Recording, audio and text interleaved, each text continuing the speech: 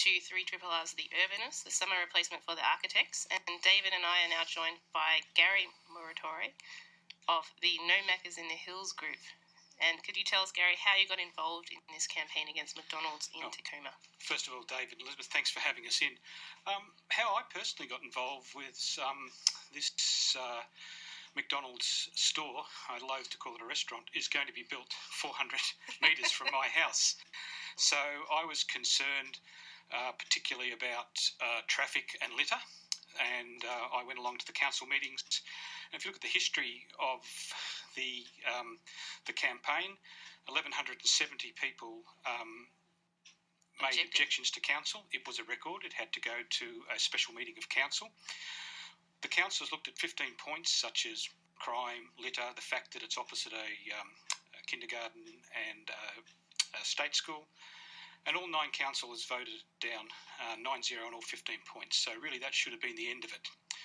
McDonald's used VCAT, and they used it in, I believe, a cunning way, and so far as they objected 2 days before Christmas, which meant that most of our supporters were going on holidays. We needed to get people back.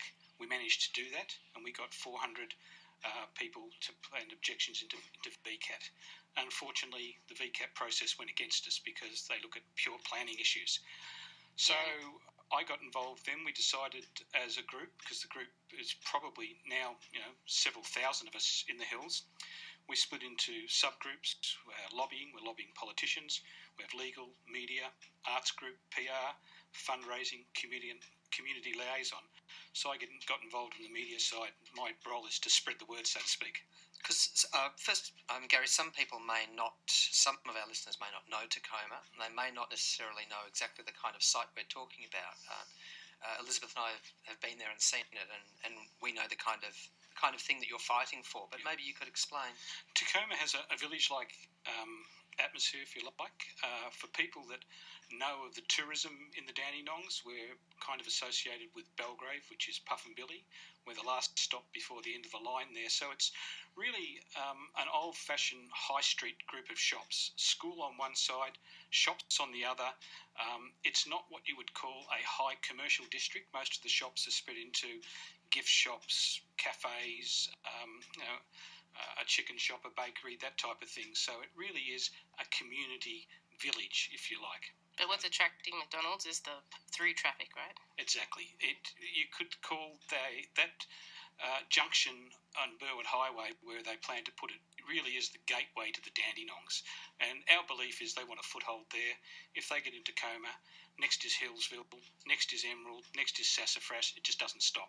And it's, it might surprise some listeners to hear that McDonald's actually don't have much of a presence in that area at all. Ferntree Gully is the one place. Ferntree Gully, Baronia and Rowville, and as many of the people in the campaign will tell you, if you really feel like a McDonald's burger or a McFlurry in the middle of the night, from Tecoma to the McDonald's store, you can get down there in 6 minutes.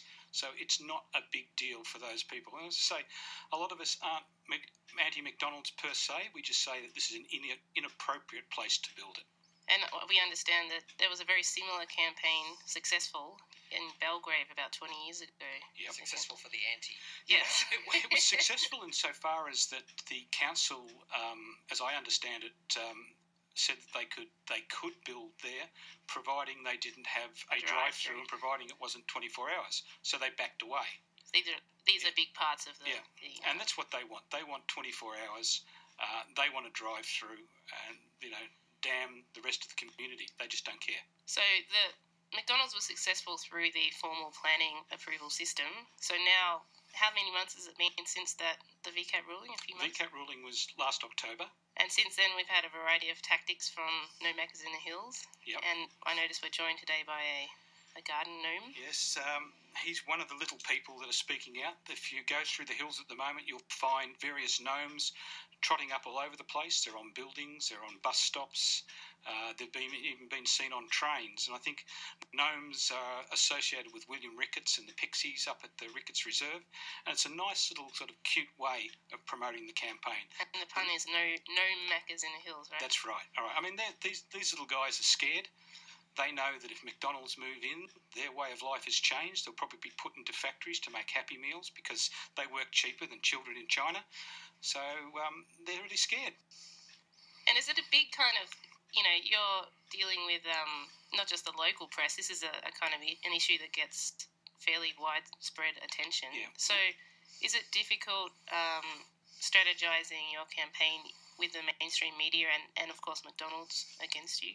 Yeah, it is insofar as we've got to have an edge. Things like the Gnome campaign has been an edge. One of the other things I thought was done very early in the campaign after VCAT is we occupied the garden up there. It was a block of land next to the proposed site. We built a community garden on that. We occupied that for several weeks until 18 police removed one lone protester one morning. It was just overkill, but that attracted television. It attracted Four Corners to do a 12-minute segment. It got national exposure.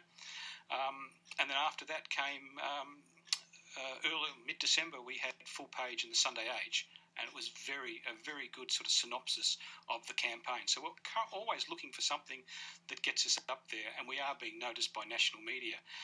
Our concern on the media side is that McDonald's PR machine constantly put out messages that are just blatant lies. Every time that we get a good bit of PR, they will turn around and say that we're a vocal minority and the vast majority of the Hills people want this. And that infuriated us. And 2 weeks before Christmas, we decided we'd prove Pretty long bow, I would say. Yeah, we knocked on every house in Tecoma, and basically there's 1,575 people over 18 in Tecoma, so we only want to talk to those over 18. We asked them the question, are you for or against the proposed McDonald's outlet in Tecoma? It was as simple as that. And we got basically 9 out of 10 people said they don't want this to happen. So that 1 out of 10, were they positive or were they neutral? Well, if you break it down, that 1 out of 10 really breaks up into, I can actually give you the numbers. It's people that want toilets, right? Yeah, 1,230 people we spoke to, 1,085 said no, 59 people were for, and 86 people just didn't care. So there's more people that don't have an opinion that do. Of the people that are for it, it's exactly like that. Well, it'll give us a toilet, it'll give us some sort of employment, or they've already got kids working there and they see this as, a great idea. But as I say, it's less than 5%. It's nobody.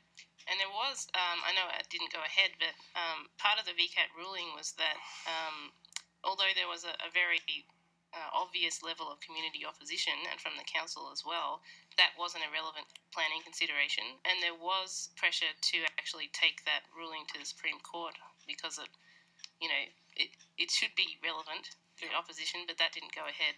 Yeah, we put our faith in the Yarra Ranges Council. Seeing that they voted it down 9-0, we felt that they should fund and run the Supreme Court action. Unfortunately, the timing was against us. It was between councils. So the council was in caretaker mode. Several councils voted for the proposal. The majority voted against it because they were saying that they couldn't authorise money when they were in caretaker mode. We had legal advice that wasn't correct. Once the new council was elected, we asked them again to look at the proposal and it was voted down. So I think the council had been scared by the deep pockets of McDonald's, knowing that if it gets to the Supreme Court, they're going to need a lot of money to fight it. And McDonald's played that game. They played that hard. So this is not the only... Sorry? Who isn't scared by the deep pockets of McDonald's? I'm scared. Yeah. This isn't the only... So the part of the sort of deep pockets thing is that they're